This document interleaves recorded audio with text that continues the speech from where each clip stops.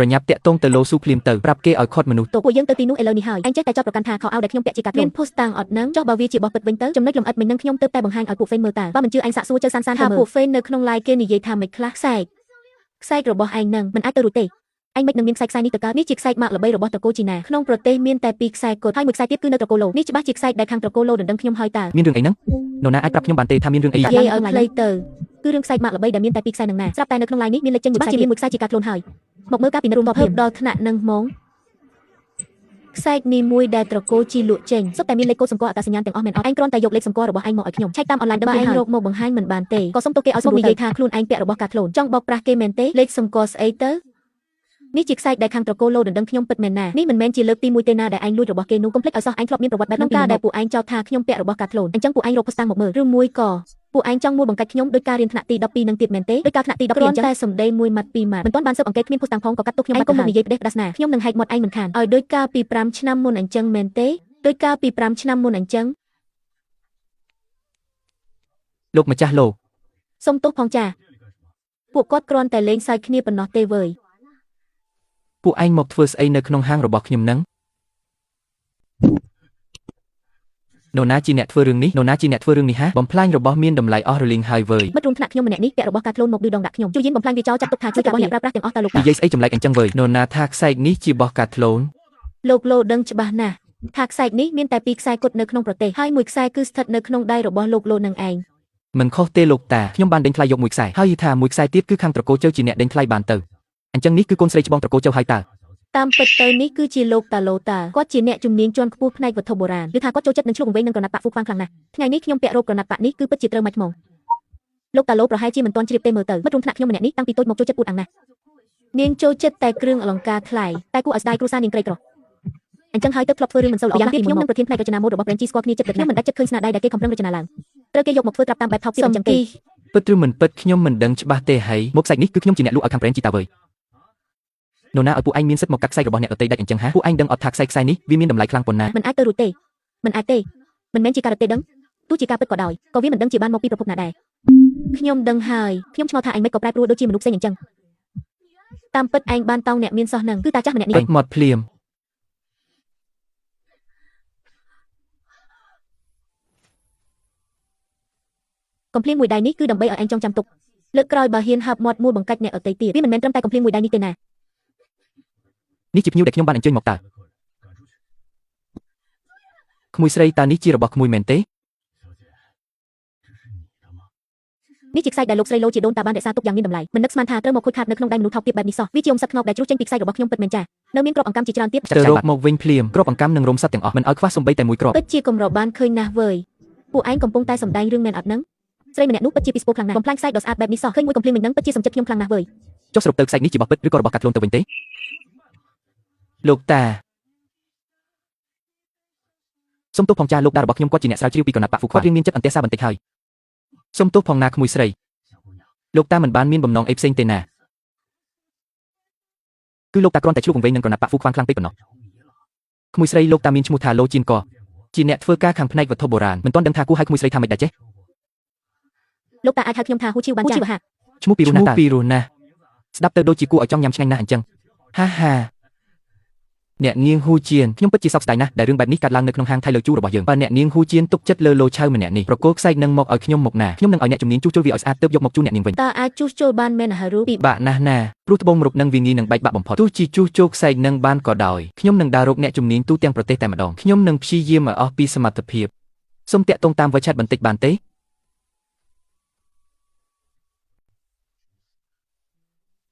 េអ្នកនាងហ៊ូជៀនសុំសួរមួយម៉ាត់ចុះតើគ្រឿងអលង្ការនឹងរ៉ូបនេះអ្នកនាងទិញមកឬក៏គឺមិត្តភក្តិខ្ញុំម្នាក់គាត់ជូនតើហ៊ានសួរដេញដល់បន្តិចហើយណាតើអ្នកនាងហ៊ូជៀនអាចគិតគូរលក់វាឲ្យខ្ញុំបានទេខ្ញុំសុខចិត្តឲ្យតម្លៃខ្ពស់ដើម្បីទិញយកទៅរក្សាទុកជារបស់មិត្តភក្តិជូននឹងណាខ្ញុំមិនគិតចង់លក់ដូរអីទេចាអ្នកនាងហ៊ូជៀនជួយពិនិត្យមើលបន្តិចមើលក្រែងលោមានបាត់បង់អីអត់ខ្ញុំក៏មិនដែលរាប់ចំនួនគ្រាប់គិចនឹងដែរតែខ្ញុំដឹងថាមានប៉ុន្មានគ្រាប់ណានៅក្នុងផ្ទះខ្ញុំមានគំនូរមួយផ្ទាំងជាគេដូនតាក្នុងរូបនោះគឺជានារីក្នុងវាំងម្នាក់ស្លៀកឈុតពណ៌ផ្កាឈូកហើយនៅលើករបស់នាងគឺពាក់ខ្សែមួយខ្សែនេះឯងច្រើនឆ្នាំមកនេះខ្ញុំតែងតែស្រាវជ្រាវពីគំនូរមួយផ្ទាំងនោះតែគួរឲ្យស្ដាយគំនូរនឹង ត្រូវខូចខាតអស់ខ្លះត្រង់ក្បាលនិងមុខមាត់មើលលេងយកទៅហើយ រឿងអីក៏ចៃដន្យម្លេះខ្សែនេះជារបស់លោកមីងលូមីងលីតើមិនក៏ទៅនៅក្នុងគំនូរគេដូនតារបស់លោកតាលូវិញចុះអ្នកទាំងឡាយត្រកូលលូនឹងជាលូផ្លូវថ្នល់ឬក៏លូដីធ្លី គឺលូដេឃ្លីតើមិនក៏អ្នកនាងហ៊ូជៀនសួរដេញដល់បែបនេះវិញកុំប្រាប់ណាថាពួកគេជាកូនចៅចំនួនក្រោយរបស់លោកលូមីងលីឬលូមីងជឿនោះ លោកលូទោះជាជួសជុលបានឬមិនបានជួយប្រាប់ខ្ញុំឲ្យឆាប់ផងណាព្រោះខ្សែនេះពិតជាមានតម្លៃខ្លាំងណាស់សម្រាប់ខ្ញុំ បាទពិតប្រាកដណាស់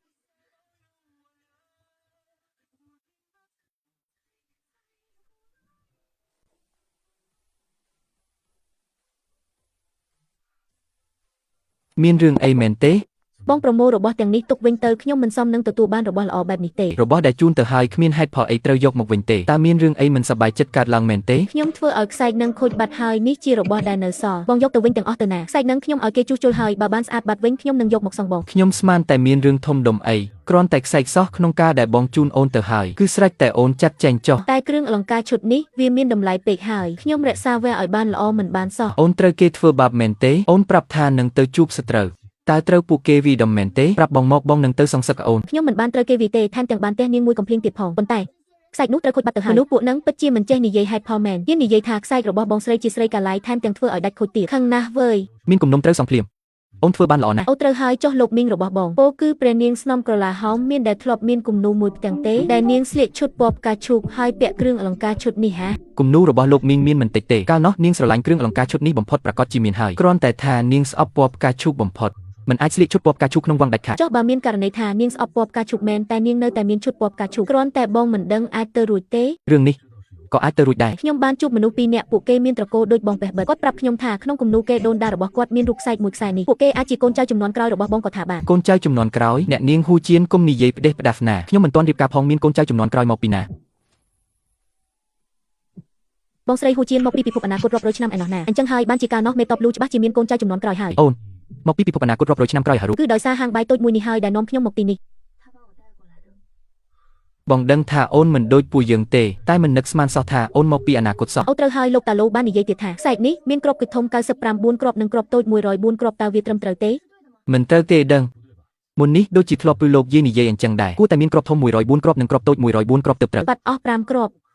មិនគួរអញ្ចឹងសោះលោកតាឡូនិយាយថាគាត់ស្រាវជ្រាវគំនូរនឹងរាប់សិបឆ្នាំហើយគាត់ចាំច្បាស់រាល់ចំណុចល្អិតទាំងអស់ ប្រហែលជាគំនូរនោះមិនមែនជារូបរបស់លោកមីងបងទេដឹងបើបែបហ្នឹងអាចពន្យល់បានហើយថាហេតុអ្វីបានជានារីក្នុងគំនូរនោះស្លៀកឈុតពណ៌ផ្កាឈូក គុំប្រាប់ណាថាគ្រូសាត្រកូលលូមួយនោះមិនមែនជាកូនចៅរបស់បងទេខឹងចង់ងាប់ហើយស្អីគេហ្នឹងយានយកខ្ញុំទៅប្រៀបធៀបជាមួយវាផងតាំងចិត្តចង់រកជើងព្រួយជាមួយខ្ញុំមែនទេចុះគិតប៉ុន្មានគ្រាប់ហ្នឹងលោកឯងបានពិនិត្យមើលហើយឬនៅមានលទ្ធផលអីអត់ ពិនិត្យរួចហើយគឺពិតជាគិចបូព្រីមែនមិនខុសទេតែលើវាចិត្តដាច់ពូជអស់ទៅហើយ ស្មានមិនដល់ថាជារបស់ពិតសោះចុះវាទៅរកមកពីណាអញ្ចេះឬមួយក៏វាមានអ្នកនៅពីក្រោយខ្នងមែនចាំមើលទៅខ្ញុំមិនបណ្ដោយឲ្យនាងឯងរស់នៅស្រួលខ្លួនឡើយគ្មានសារធាតុបន្ថែមតារាងសំគ្រឿងនេះស្អាតជាងមុខខ្ញុំទៅទៀតថ្ងៃក្រោយហាងយើងអាចលក់បាយកញ្ចប់បន្ថែមទៀតបានតើ កញ្ញាហ៊ូជៀនរឿងខ្សែនឹងខ្ញុំបានឲ្យអ្នកជំនាញជួយពិនិត្យមើលហើយណាសូមទោសផងពួកគាត់ព្យាយាមអស់ពីសមត្ថភាពហើយតែព័ត៌មានលម្អិតត្រង់ត្បូងកណ្ដៀងនោះនៅតែមិនអាចជួសជុលបានដដែលឥឡូវខ្ញុំកំពុងនៅទីក្រុងរបស់កញ្ញាហើយតើថ្ងៃនេះទំនេរទេខ្ញុំយកទៅឲ្យខ្ញុំបានរកអ្នកជំនាញលំដាប់កំពូលមកហើយក៏បានសិក្សាជាមួយលោកតាអស់មួយយប់ពេញដែរគឺធ្វើបានត្រឹមតែកម្រិតនឹងឯង មិនអីទេចាំខ្ញុំសួរមិត្តភក្តិខ្ញុំមើលក្រែងលោមានវិធី មិត្តភក្តិរបស់កញ្ញាគឺជានៅដែលទិញខ្សែនេះជូនមែនទេ លោកត្រឡប់ទៅប្រាប់លោកម្ចាស់លូវិញទៅថាមិនបាច់ខ្វល់ខ្វាយនឹងខ្សែនេះពេកទេវាមិនមែនជាខ្សែដូចក្នុងផ្ទាំងគំនូរបុរាណរបស់គ្រូសាលោកឡើយ ហេតុអីបានជានិយាយអញ្ចឹងឯព័ត៌មានលម្អិតលើខ្សែគឺដូចគ្នាទាំងស្រុងតើ ប៉ុន្តែចំនួនគ្រាប់គិចវាមិនត្រូវគ្នាទេមិត្តភក្តិខ្ញុំប្រាប់ថាខ្សែនេះត្រូវមានគិចគ្រាប់ធំ104គ្រាប់និងគិចគ្រាប់តូច104គ្រាប់ឯណោះ ចុះគួយគ្រាប់ធំ5គ្រាប់ទៀតបាត់ទៅណាអស់ហើយ ប្រហែលជាជ្រុះបាត់នៅក្នុងសាលពិធីជប់លៀងឬក៏មានអ្នកលួចលាក់ទុកក៏មិនដឹង រឿងនេះវាចៃដន្យពេកហើយបើជ្រុះបាត់នៅក្នុងសាលពិធីមែននោះកញ្ញាកុំបារម្ភអីខ្ញុំនឹងស៊ើបឲ្យដឹងស្មៅដើម្បីផ្ដល់ចម្លើយដ៏កប់ចិត្តមួយជូនកញ្ញាសូមកញ្ញាហួរអភ័យទោសផងខ្ញុំសុំសួរមួយសំណួរទៀតតើកញ្ញាមានបំណងចង់លួចរកប៉ាក់ហ្វូខ្វាងនោះទេ ប៉ុន្តែរ៉ូបនឹងខ្ញុំធ្លាប់ពាក់ហើយតើលោក កញ្ញាហួរនិយាយលេងហើយរបស់បុរាណមានមួយណាដែលមិនធ្លាប់មានអ្នកប្រើពីមុនមកនោះគុណតម្លៃរបស់វាមិនមែនស្ថិតលើថ្មីចាស់ទេគឺនៅលើទឹកដៃនិងរឿងរ៉ាវរបស់វាឯណោះ រ៉ូបនឹងមានតម្លៃពេកហើយទុកនៅកន្លែងខ្ញុំដូចជាស្ដាយណាស់មិនដូរកាត់ឲ្យអ្នកដែលស្រឡាញ់វាពិតប្រាកដយកទៅរក្សាទុកប្រហែលជាអាចចំណេញបានមួយដុំធំដែរតើ ថ្ងៃទី5ខែមករានៅក្លឹបថៃលើជូនឹងមានរៀបចំការដេញថ្លៃឯកជនមួយប្រសិនបើកញ្ញាចាប់អារម្មណ៍អាចយកវាទៅមើលបានក្រែងលោដេញថ្លៃបានតម្លៃដែលនឹកស្មានមិនដល់ កម្មវិធីដេញថ្លៃហេធ្លាប់តែឃើញក្នុងប្រឡំលោកលើកនេះបានបើកភ្នែកបើកត្រចៀកហើយអូខេខ្ញុំនឹងទៅចូលរួមចាហួបងស្រីហួជានខ្ញុំស្គាល់អក្សរឈ្មោះបងហើយត្រង់នេះមានពាក្យថាហួផ្កានេះតើអញនោះពូកែណាស់មិនខុសទេត្រកូលរបស់បងគឺអក្សរនឹងឯងចុះអក្សរជានក្នុងឈ្មោះបងស្រីហួជានគេសរសេរមិនទៅវិញ គឺអក្សរចៀនដូចនៅក្នុងពាក្យនំខេកខូនំរមូស៊ុយអេតនឹងណាចាំបងសរសេរឲ្យមើលឈ្មោះបងស្រីងាយចំណាំណាស់ចុះហេតុអីបានជាចាស់ទុំឲ្យឈ្មោះបងបែបហ្នឹងមកពីចូលចិត្តញ៉ាំនំកំប៉ោងហួចៀនមែនទេកាលពីមុនលោកតាក៏ធ្លាប់បើកហាងលក់អាហារសម្រន់តូចមួយនេះដែរប្រហែលជានេះជាប្រភពនៃឈ្មោះបងហើយមើលទៅចៃដន្យអីបងត្រកូលហួស្រាប់ហើយផ្ទះយើងក៏បើកហាងលក់អាហារសម្រន់ទៀតមើលទៅសំគ្នាខ្លាំងណាស់មែនទេល្អណាស់ណោះតែស្ដាយណាស់ខ្ញុំអត់មានឈ្មោះនឹងគេទេចុះអញណូមិនមែនជាឈ្មោះឯងទេអីមកពីខ្ញុំជាកូនស្រីច្បងក្នុងផ្ទះទើបពួកគាត់ហៅខ្ញុំថាអញញូស្រីធំនៅភូមិរបស់យើងកុំរមានអ្នកដាក់ឈ្មោះឲ្យកូនស្រីណាមិនអីទេឥឡូវឯងចេះអក្សរហើយតើចង់ដាក់ឈ្មោះខ្លួនឯងថាអីដែរចាំបងរកវិធីកែឈ្មោះក្នុងសៀវភៅជំរឿនឲ្យជាការស្រេចងាយស្រួលតើអញ្ចឹងខ្ញុំសូមប្រើតកូជាមួយបងស្រីបានទេបានតើឯងជាប្អូនស្រីរបស់បងស្រាប់ទៅហើយនឹងអញ្ចឹងខ្ញុំចង់បានឈ្មោះមួយដែលតាក់ទងនឹងរបស់ញ៉ាំដែរខ្ញុំដាក់ឈ្មោះថាហួសឹងសណ្ដែកដីចុះបងស្រីហួជៀនកុំសើចចំអកខ្ញុំអីខ្ញុំដឹងថាខ្ញុំដឹងតិចតួចតែខ្ញុំកំពុងខំប្រឹងរៀនសូត្រណាស់ណាបងមិនបានសើចចំអកអញទេគឺបងគិតថាឈ្មោះនេះគួរឲ្យស្រឡាញ់តើយកអញ្ចេះទៅដាក់ឈ្មោះថាហួសឹងកាសែនទៅចុះផ្លាស់ប្ដូរតួអក្សរតែមិនដូរការបញ្ចេញនេះគឺជាឧបករណ៍តន្ត្រីបុរាណយ៉ាងបងសង្ឃឹមថាថ្ងៃខាងមុខឯងនឹងក្លាយជាមនុស្សដែលមានចំណេះដឹងនិងសមត្ថភាពលេចធ្លោមិនដែរបងស្រីខ្ញុំចូលចិត្តឈ្មោះនេះណាស់ថ្ងៃក្រោយខ្ញុំឈ្មោះហួសឹងហើយខ្ញុំមានឈ្មោះហើយបងប្អូនទាំងអស់គ្នាហ្វូរងខ្ញុំតែងតែចាត់ទុកអ្នករាល់គ្នាជាមនុស្សរាប់អានជានិច្ចឥឡូវនេះជាពេលដែលខ្ញុំជួបការលំបាកបំផុតហើយពួកលោកត្រូវតែជួយខ្ញុំម្ដងណាថាកែវ៉ាន់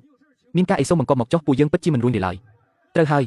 ពួកយើងមិនរួញរាដាច់ខាតហាងលក់អាហារសម្រន់ហួចៀននៅក្រៅក្រុងនោះហ៊ានមកដណ្ដើមម៉ួយរបស់ខ្ញុំថែមទាំងបណ្ដេញខ្ញុំចេញពីហាងទៀតបើពួកលោកនៅចាត់ទុកខ្ញុំជាមិត្តភក្តិថ្ងៃក្រោយហាមដាច់ខាតកុំរកស៊ីជួញដូរជាមួយនាងឲ្យសោះវ៉ាន់ហ្វូរងខ្ញុំសូមសំពះអរគុណបងប្អូនទាំងអស់គ្នាទុកជាមុនហើយរឿងនឹងវាច្បាស់ណាស់ទៅហើយប៉ុន្តែខ្ញុំដូចជាមិនដែលផ្គត់ផ្គង់អីវ៉ាន់ឲ្យហាងអាហារសម្រន់ហួចៀនស្អីនឹងផងអញ្ចឹងខ្ញុំមិនដែលតាក់ទងជាមួយហាងនំហួចៀននឹងសោះខ្ញុំក៏អត់ដែរមិនអាចទៅរួចចំនួនធំដុំបែបនេះបែរជាមិនបានមកទិញអីវ៉ាន់ពីហាងពួកឯងទៅវិញនៅក្នុងក្រុងនេះគ្មានហាងណាផ្សេងអាចផ្គត់ផ្គង់ទំនិញបានច្រើនបែបនេះទៀតទេហើយកែវ៉ាន់លោកជួខ្ញុំទៅខ្ញុំមិនដែលទាំងស្គាល់ស្រីម្នាក់ឈ្មោះហួចៀននឹងផងមែនហើយខ្ញុំក៏មិនដែលជួបដែរតែលោកកុំបារម្ភអីបើថ្ងៃក្រោយនាងហ៊ានមកទិញអីវ៉ាន់ពីពួកយើងនឹងបដិសេធដាច់ខាតពួកឯងរកពេលយប់ណាមួយលួចទៅដុតអាហាងនំហួចៀននឹងចោលទៅ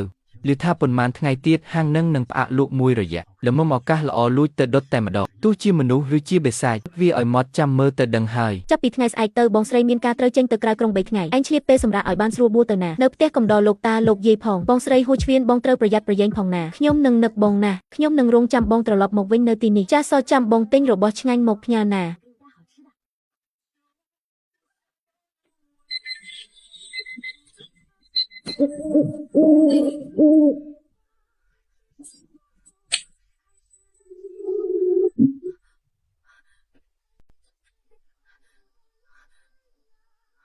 ហូហឹងបងស្រីហូឈ្វៀនមានមនុស្សមានគេចង់ដុតហាងអាហារយើងសុំទោសផងខ្ញុំពន្លត់ភ្លើងមិនទាន់បងប្រញាប់រត់ទៅ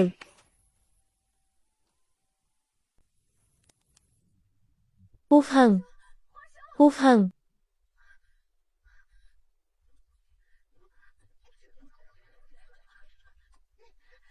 ប្រញាប់ឡើងប្រញាប់ទៅរកទឹកមក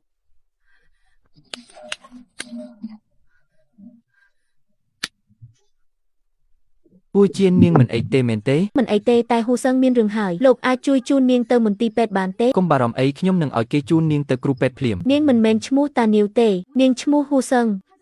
នាងគឺជាប្អូនស្រីរបស់ខ្ញុំមិនអីទេហួហឹងប្អូនស្រីរបស់នាងខ្ញុំចាំទុកហើយ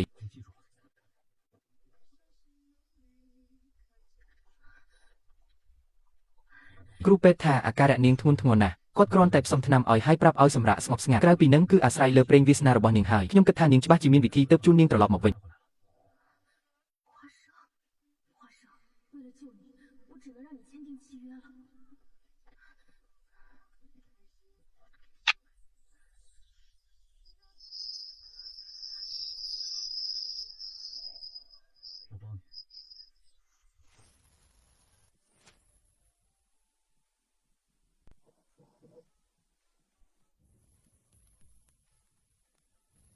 ជោគជ័យហើយមានរឿងអីហ្នឹងនាងទៅតែដកដង្ហើមស្រុកសែងពោយ៉ាងច្រើនពីកន្លែងកើតហេតុទុះចេះអំបញ្ញមិនអីទេទុកឲ្យពួកយើងចុះនាងឈ្មោះអីដែរហូសឹងចារតួអក្សរសឹងដែលមានសញ្ញាផ្សេងពីលើនេះចាត្រូវទៅថត scan សិនបងស្រីទៅបងប្រាក់ថ្លៃសេវាមានកាប់ធានារ៉ាប់រងសង្គមទេអត់មានទេចាចុះលេខអត្តសញ្ញាណប័ណ្ណវិញរឿងហ្នឹងខ្ញុំក៏មិនដឹងដែរចាបងស្រីមិនស្គាល់នាងទេអីមើលទៅនាងហាក់ដូចជាមិនទាន់គ្រប់អាយុផងក្មេងតូចម្នាក់សោះបងស្រីអាចតាក់ទងទៅអាណាព្យាបាលរបស់នាងបានទេសុំទោសបងចាខ្ញុំតាក់ទងមិនបានទេតើពួកលោកអាចជួយសង្គ្រោះមនុស្សមុនបានទេចាយើងច្បាស់ជាសង្គ្រោះមនុស្សមុនហើយប៉ុន្តែបើបងស្រីមិនអាចតាក់ទងសាច់ញាតិរបស់នាងបានទេពួកយើងត្រូវតែរាយការណ៍ប្រាប់ប៉ូលីសហើយ ខ្លួនឯងនៅទីនេះទឹកដីថ្មីថ្មោងសោះកាលពីមុនក៏គ្រាន់តែជាក្មេងកំព្រាម្នាក់គ្មានទីពឹងតាក់ទងនរណាបានឡើយខ្ញុំហាក់ដូចជាគ្មានប្រយោជន៍តតែសោះ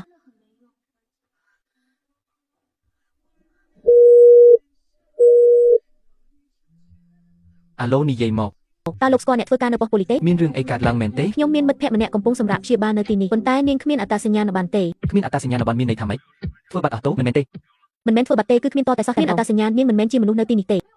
ធ្វើម៉េចទៅមិនរាប់ថាលួចឆ្លងដែនទៅកើតបើជារឿងលួចឆ្លងដែនតើលោកមានវិធីជួយដោះស្រាយទេខ្ញុំមានលុយកាក់មិនមែនជាបញ្ហាទេអស់ប៉ុន្មានក៏ខ្ញុំរីករាយនឹងចំណាយដែរលោក